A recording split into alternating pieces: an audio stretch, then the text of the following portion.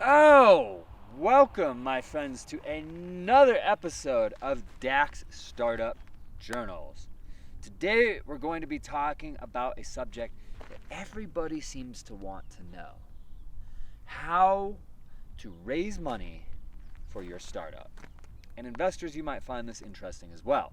Now, this is an interesting subject because if you go and try to Google it or look it up on YouTube or even ask advice from various people, you will find that they will all give you these interesting little tidbits and say, just do this, just do that. And at the end of the day, none of them really seem to understand the subject. Until you get out there and do it, most people don't really seem to have a nuanced understanding of how you actually raise money for a startup. And then once those people go out there and raise money, they have a tendency to not really pass on that information. I kind of understand that on one hand, but on another hand, it doesn't necessarily make sense. So let's go ahead and give you a roadmap of what we're going to be talking about in the video today, because it's actually a little bit of a complex subject and I want to know what you're about to listen to. So first off, I'm going to say something you probably won't hear anywhere else, which is it's all about creating excitement for the investor. You have to lead them to have that same aha moment that you had that made you think this is an amazing idea. You have to back that up with why you're going to make money, how you're going to be able to execute on that, why you're a person who's not going to quit, why your team can do it, blah, blah, blah. But you need to make them excited about it, because as logical as they're trying to be in managing their money, at the end of the day, almost all investors invest in things that they're excited about. And we're going to talk about why that is and how that works in a little bit. Second, unfortunately, it's all about getting meetings. So you see all these companies that go out there and they raise millions of dollars and you're like, wow, that idea wasn't even really that good. Well, they probably got meetings and they probably got them on some sort of high quality referral. A lot of times, I'm going to be honest, their dad worked at a country club with some guy, was a member at a country club with some guy, and that guy liked him and he invests and bam, there's your money.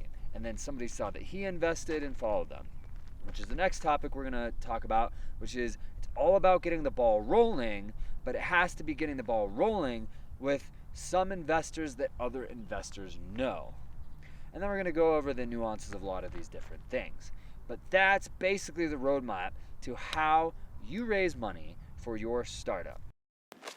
Welcome to Dax Startup Journals. Why are we doing this? I fundamentally don't think that there's solid information on starting and growing scalable startups out there. Raising money, getting customers, managing teams, all of that. I don't think there's solid information out there in any one place. And none of it is particularly entertaining. So we're going to bring you that.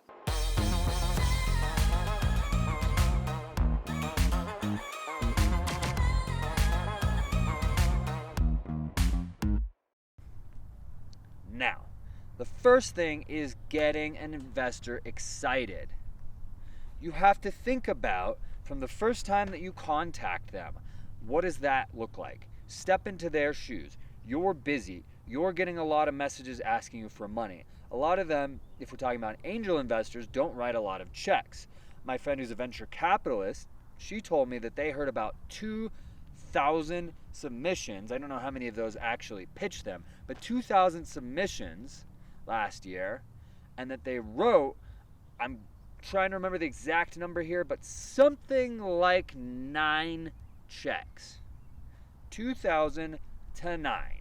Again, 2,000 to 9.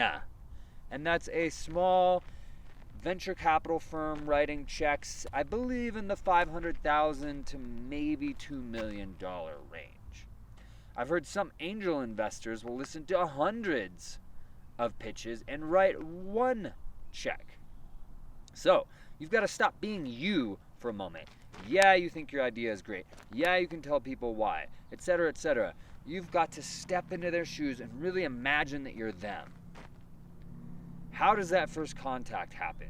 If it's an email, what's the tagline in the email? How many emails are in their inbox? How many things like that are there? How many phone calls are they getting? How many messages? How many of their friends are telling them that they should listen to pitches? What else is going on in their day? What are they doing for their day job? What are they doing with their family? when they start reading it, what does it make them feel? What's going to hook them into it? Or when they start listening to you on the telephone, or when they start listening to your pitch. You want to think through all of these things. And you want to think through, how is it going to keep their attention? How is it going to be unique? How is it going to make them excited? And how is it going to lead them to have the same aha that you had? Because here's the key to that. You were once a person who did not have this idea. And then some sequence of things happened and it made you think, oh my gosh, this is something that is so great that the entire world out there needs it. And I need to put my time, my effort, probably my money into bringing that to everybody, into making that a thing. What was that process for you that brought you to that realization, that aha? And how can you recreate that? Oftentimes by telling the same story for the investors. How can you lead them to have that same click, that same aha? And then once they've got it, how can you make them really excited about it? Why is it so important? Guys, listen very carefully. Why would it be so important to make an investor excited about investing in you? This is supposed to be something that backs out into logic and money and numbers and maybe connections and maybe traction. So why is the first thing that I say make them excited? Well, maybe I should lead you through my own aha moment. Look around you at the things raising money and think about the things where it got to a point where investors were beating down their door trying to give them money. For instance, my friend Jake, he started a company called Level Money, which eventually sold to Capital One for an undisclosed amount of money, but judging by the smirk on his face when we talked about it, I'd say about $50 million. Jake got to a point where he was turning down investors. Now, how did he get to that point? It's complicated, but it has to do a lot with one person invested and then other people wanted to invest in the thing that they invested in, and then they got users, and then Al Gore tweeted about it, etc., etc., etc. We'll kind of go through that in a moment, but think about it. Why did it go from Jake going out trying to find investors to people beating down Jake's door trying to get in and give him money? Well, because that snowball of, oh, that guy invested? I want to invest in what they invest in. And now Al Gore tweeted about it, and they have this many users, and it was in TechCrunch. That creates this snowball that creates excitement. You could look at it at Airbnb. You could look at it in cryptocurrency investments. And sometimes, if you study the market of private investments enough, of startup investment, you'll see that it actually snowballs to the point where a lot of people start investing in things that don't even make sense. Why? Because they're excited. You'll also see that sometimes those investments start going after things that are kind of sci-fi, that maybe aren't the best thing to put your money in, that tickle the imagination. And what's the result of tickling the imagination? You guessed it, excitement.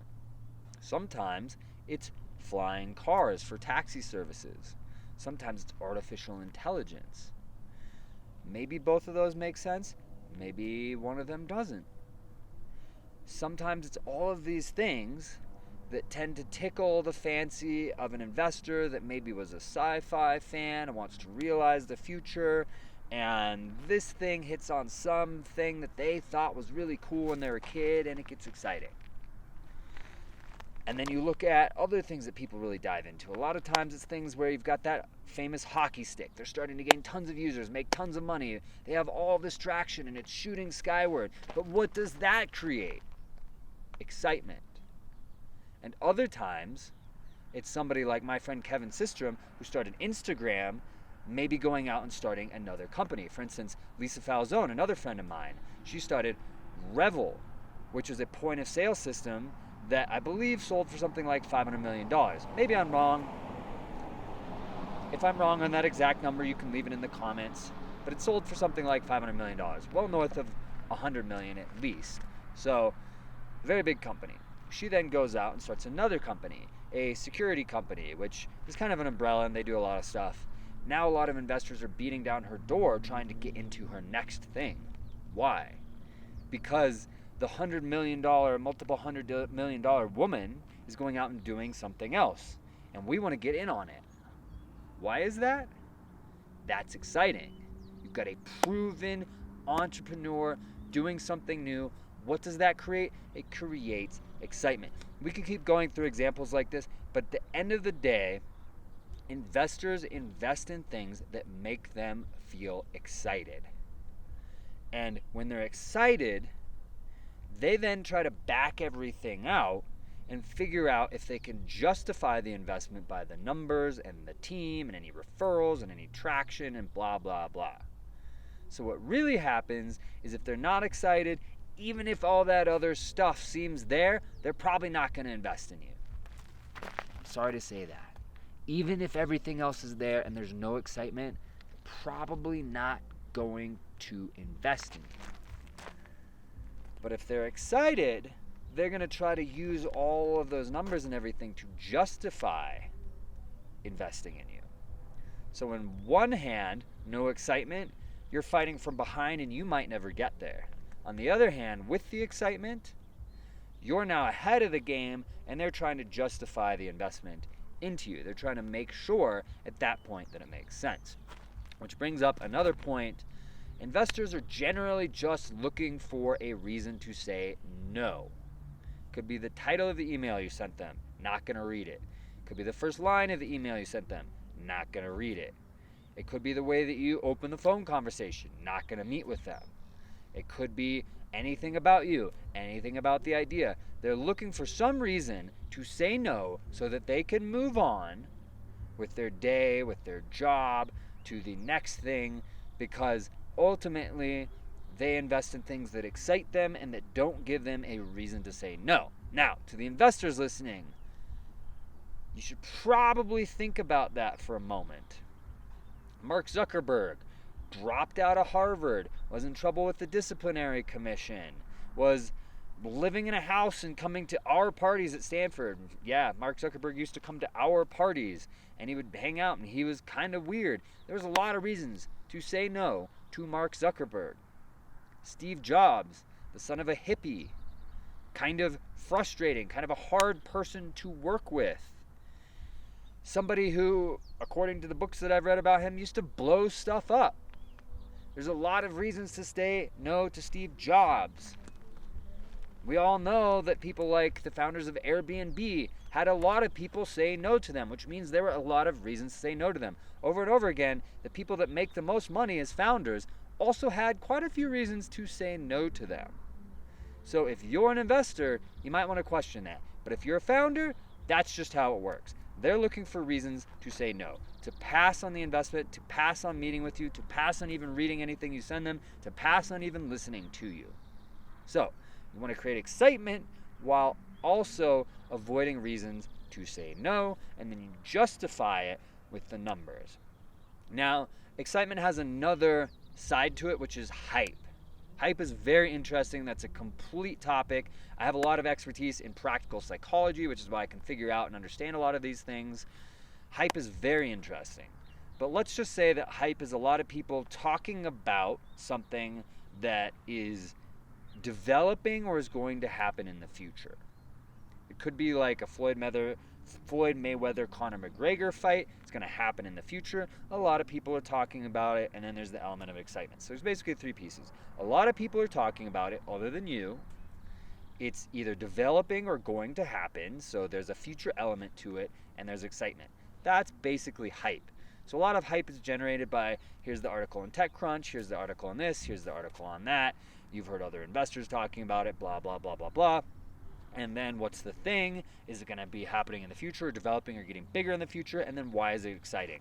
That's hype. A lot of startups maybe don't raise their initial money on hype, but their future rounds are largely generated in a hype. So you have to think about how do you get other people talking about you, and then again, back to the excitement and of course the future tie-in. So the future tie-in's probably not that difficult, especially if you're a startup, but how do you make the excitement, and then how do you get a lot of people talking about it? And then the key is, it's not hyped if the person you're talking to has never heard these other people talking about it. Like, there's plenty of things that are hype somewhere else in the world. Like, it might be K-pop, and you don't listen to K-pop, but in Korea there's a lot of hype, but to you there's no hype because you don't even know what that is. You might have even seen a celebrity walking around, and for other people there's a lot of hype around that celebrity, but you don't even know who they are. So it means literally nothing to you.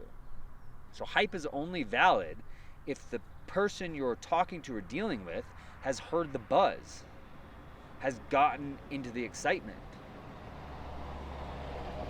There are, of course, some people who haven't even really acknowledged, heard of, looked into cryptocurrency. It's one of the most hyped things in the entire world. Most of those people down there know about cryptocurrency. A lot of them are hyped on it.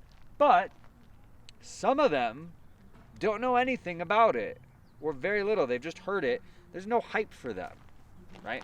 So excitement and hype. All right, next up is actually getting a meeting. So these things are tied together. If you can get somebody excited about your startup without having met with them, you're probably going to get a meeting, right? Getting meetings really isn't that easy unless it's just through referral. Some investors only take meetings through somebody that they know. Now again, if you're an investor, a little sidebar here, one of the best ways you could possibly evaluate the traits of a human being is through somebody else that knows them. However, did anybody that you knew know Mark Zuckerberg before he started Facebook? Or Steve Jobs before he started Apple? Or Travis Kalanick? Or any of these people? The people who started Airbnb? Any of them? Were any of those people a friend of yours? Because if you're trying to have a large investment, that person who's going to start the next $1 billion something probably not going to be a 1 degree friend of a friend separation. So should you only take meetings from people like that? Probably not. I do get that it is the best way to vet somebody initially, but beyond that, it's not really the best way to find the people that are going to do the big things. Now, back to talking to the founders, that's how most investors do it. You're going to want a referral to get that meeting, which means that you should know people who know investors. If you're lucky and that's your father or your uncle, great. That's why a lot of bad ideas get a lot of money, because again, their father was at a country club with blah, blah, blah, blah, blah, and that person invested. And then once that person invested, and we'll get into that in a second, it snowballed. Now, if you don't have that, how are you going to get meetings? Well, that's kind of the secret sauce and one of the great things. So you can drive through people's network. So you can go and you can meet with somebody and you can show them what you're doing. And then rather than asking them for an investment, you can ask them who they know that might invest. Which, by the way, if they got excited about it while you're talking to them, they might invest. Pretty simple, right? You don't even have to ask them to invest. You can ask them who they know, and then they might invest. Pretty good system. I have a friend of mine that raised, I believe the number was $2.5 million, all in small angel checks by doing exactly that. Another strategy, you could go, rather than trying to meet with investors, you could go try to get to know the people that know the investors. There's very connected people all over. People that run angel networks, people that are associated with angel networks, people that maybe just started working at a VC firm. Rather than trying to get an investment out of them, maybe just get to know them. Meet them at conferences, meet them at events, meet them at hackathons, meet them at startup pitch competitions. Maybe rather than being in the startup pitch competition, you go and attend the startup pitch competition, and then you talk to people, and then you meet them, and then you get to know them, and then maybe you use them as an avenue to meet investors rather than having them invest. You go back to the previous thing and you show them what you're doing and you say, who do you know that might want to invest in this? So if they want to, they can, but they might introduce you to 5 investors, which might be better than trying to get them to invest. Honestly, there's a lot of ways to do this. You could go out and create buzz somewhere like TechCrunch or in other publications and hope that investors come to you. But a lot of it's going to be best done, in my experience, in person. You might even be able to sit in the lobby bar of a Ritz-Carlton and talk to people and tell them what you're doing and say that you're raising money, and they might be like, oh yeah, well my friend blah blah blah invests. I have another friend who met a good number of investors that way. He actually doesn't even have a company that needs investment, but he knows a lot of investors that way. The other thing you can do is you can go and join a startup accelerator. And there's a lot of them. We all know Y Combinator and so on. Now, on the face of it, to me at first, I was like, I don't want to be in a startup accelerator. I went to Stanford. My friend started Instagram. My other friend started Revel. My other friend started Level Money. My other friend started Chubby Shorts. We know all of these people. Why would I be in a startup accelerator? Well, it's because if those individuals that I just listed and your other close friends don't tell an investor you should meet with this person, then you're going to have a bit of an issue, because just the fact that you know them, they're in your network, if you directly contact them, a lot of them aren't going to take the meeting, which again, investors, not necessarily smart. However, they're just not going to do it. So you might need a little help. What does that help look like? It looks like applying to a startup accelerator and then being part of it, and then the people who run, sorry, there's a load here. The people that run the startup accelerator, they have lots of connections, and they build a brand that goes across multiple startups. So they conglomerate these startups into a unit. They push them together like a comet, which is a lot bigger than all the ice crystals that it once was, and then it gains more notice like a comet versus an ice crystal in space.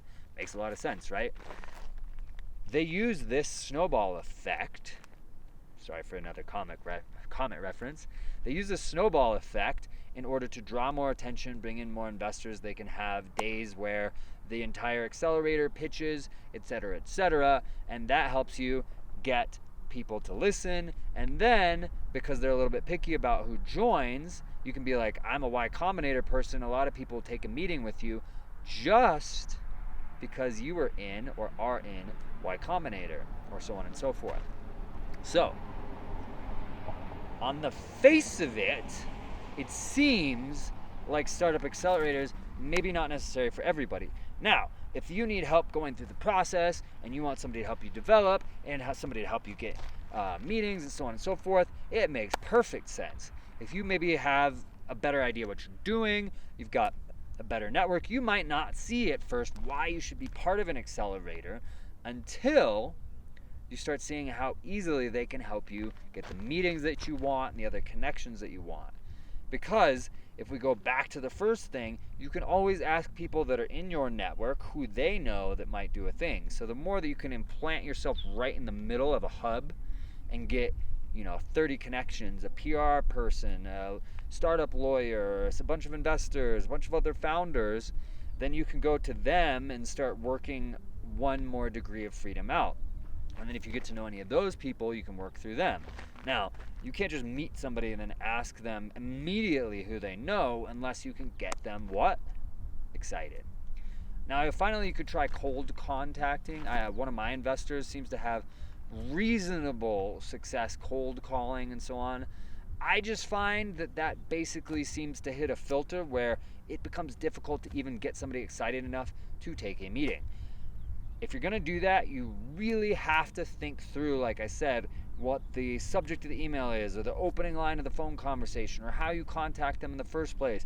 Can you meet them in person? Is there somewhere that you could run into them at some kind of event rather than doing the other stuff? How can you be charismatic? How can you grab their attention? How can you maybe use a little bit of shock or surprise to hook them in? How can you lead them to your aha moment? What is each step of the process? What does the deck look like? What is the story that the deck tells? How does it unfurl? Now, a good way to think of this is like Steve Jobs. Steve Jobs realized that every element of an iPhone or an iPad or an iPod was an experience. What did the box look like? What happened when you opened the box? What did that look like? How did things come out of the box? What was the case like? What was the interface like? What did it feel like? What did it sound like? What was the design of everything? What was the functionality?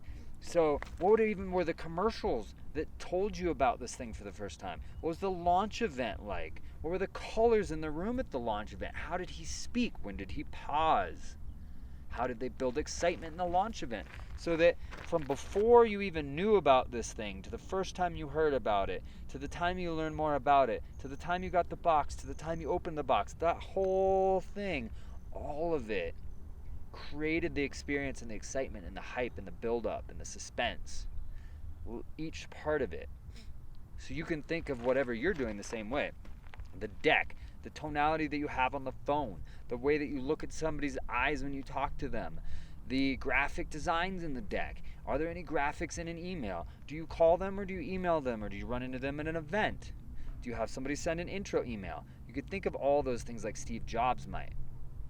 Now, to add one more thing to help solidify that in your mind, Steve Jobs mentioned that his dad would make cabinets, and that even the boards that were hidden, he would consider what these aspects of the cabinet look like that nobody would even see. Because there's this idea of making this complete polished package. So think of that. Even the details that maybe nobody's going to see. If you're thinking on that level, you're going to be able to create this package. Now, that might be enough that if you send it to enough investors, some of them might start down that path and kind of go through it and get excited and want to meet you. Which also brings up something. One of the hardest things about getting a meeting or getting investments is you're going to hear, I don't write that size check. I don't write checks anymore. I don't write checks in that industry. There's a large filtering problem. If you talked to 100 different investors, most of them are either going to write checks that are too small or too large for what you're trying to do. Most of them are going to write checks in a different industry, etc., etc. And guess what? The more excited they are, the more you pump them up, the more those things might start to dissolve, and suddenly they might write a check of your size, or they might be interested in your industry. The less excited they are, they're almost certainly not going to write a check of your size. They're almost certainly not going to be interested in your industry. So to some extent, it's a blow-off, and to some extent, they are very serious. They really do not write checks of that size. Maybe they're not writing checks right now. Maybe they genuinely don't understand your industry and don't want to get into something that they don't understand. All of these things could be true or could be a dismissal, but you need to talk to enough investors to find the ones that actually line up and then get them excited and lead them through that whole process. Finally, at the end of the day, there is a close involved. Somehow they've got to write the check. I've heard Y Combinator is quite famous for recommending some sort of time pressure. I'm not going to make any recommendations like that. Hopefully you do have a genuine time pressure. Hopefully there are 7 people who are thinking about investing, and you're only going to take 3 of them, and you're going to make a decision soon. That's the ideal. There's a matter of how you follow up, how you lead through this process, how you get them the information that they want. Because remember, they need to be excited, and then they need to justify it. So you want to think about not only what creates them the excitement, but also what's going to justify it for them. One of my current investors told me, if we're talking about somebody at like a family office that does wealth management, they tend to have a finance background. So they want to go through and finance nerd out and look at all these details of all the numbers, which those of us who really know startups, we know that that's basically BS, because you can't have that many detailed numbers about something that's just beginning. It's all hypothetical. But if you're talking to somebody like that, give them what they're used to thinking about, what helps them back check everything. If they're somebody who made a lot of money and they're 70 years old, they might want to hear from people that they know, because that might be how they like to back check things. They might want to have some reassurance from other human beings. So you might think about that. Now, the other thing that I promised that we'd talk about is, on that line, there's this snowball effect. So the hardest thing to do is to get it going. If you're going to raise $1 million, where do you get a $200,000 check from where that name of the investor is going to be something that other investors in the circle that you're talking to know that person? You want a Peter Thiel or somebody like that the other investors know. You want the other investors to think that your lead investor, the person who gave you that first 200 grand of your million or whatever, is a smart person who does good work evaluating deals and gets into good deals because they actually secretly want to cheat off of that person. They want to be like, oh, Peter Thiel invested in this? Well, he's a very smart, very connected person who evaluates and gets into good deals. So I would like to follow him and get into the deal that Peter Thiel is in. See how that creates excitement and trust and sort of does some of your work for you? Now, as an investor, you probably shouldn't only look at things like that. If Peter Thiel invested in something and you get the chance to invest in it, you probably should look at it. Makes sense, right? But if you didn't, you might still want to look at it, because if you look through all of the stories of all of the companies that have gone out there and become multi-billion-dollar companies, generally speaking, nobody would give Mark Zuckerberg money. Nobody would give the Airbnb guys money. Nobody would give Steve Jobs money, right? And then those become the biggest companies. So that probably as an investor is not the only way that you should evaluate things. However, for us startup founders, that is how most investors evaluate things. They do kind of act like sheep. So you have to ask yourself, how are you going to get a lead investor who has a name into your company so that other people will be like, oh, that person invested, I want to follow him, I want to get in on that. Which ideally means that you get an introduction to that person. You might even go so far as to figure out who do they know, and then how could you get to know those people to get an introduction. You might make a short list of people who invest a lot, who have big names, and then try to get through their network to them. I haven't done that. That might even be something that's worth doing. Or what events could you meet them at, or whatever, so that you can break the ice, because you have to get the ball rolling. Over and over again, I have heard this from all kinds of different people. Successful startup founders, venture capitalists, people that have worked with angel networks. Over and over again, I've had multiple people tell me the thing to do is to get the ball rolling by having a lead investor who other investors know and trust on board, and then the other investors will follow them. So if that's not going to be somebody that one of your friends knows, you have to be smart and try to think, how am I going to get to that person, make them excited, hopefully get a warm introduction to them, or meet them at an event, or meet them through a startup accelerator.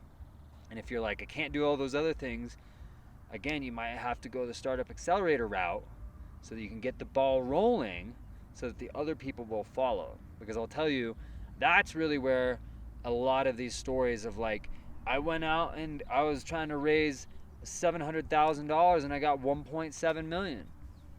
That's how that happens. Like Jake that started Level Money, he wanted 1 million and I think he got 1.7 or 1.8. Why did so much money come in? Well, one of the lead investors, one of the first investors there, everybody else knew them. I've never really asked him how exactly that snowball started, but I think it's probably his parents knew one of the people who became a lead investor, and then that started the ball rolling, and they got other good investors, and then boom, there you go. Now, if you don't have such parents, how are you going to go about starting the snowball? And of course, refer back to everything we just talked about. I hope that was super helpful. I'm pretty confident that there were anywhere from 3 to 6 points in there that you maybe didn't know or didn't know in any depth, because I know that this is a subject that is not covered very well. I even like to watch Jason Calacanis's podcast, which is basically for angel investors to try and get tips, but you really don't even find out a lot of this information watching something like that. So I wanted to put it all in one place, which we're going to keep doing. So go ahead and subscribe, because we're going to keep hitting on topics like this with really good information from a first-person experience standpoint, And in my network, I have a lot of venture capitalists, people who ran angel networks, a lot of successful founders, and I go out and I talk to them over and over and over again whenever I'm going through something as a startup founder, and then I can bring you that information. So you're going to want to subscribe and keep following all the videos, because we're going to make them excellent for you and answer, really, if you want anything, just comment it below. We're going to answer all of the questions that you might have, and definitely all the questions that I had. Thanks, guys. We'll see you on the next time on Dax Startup Journal.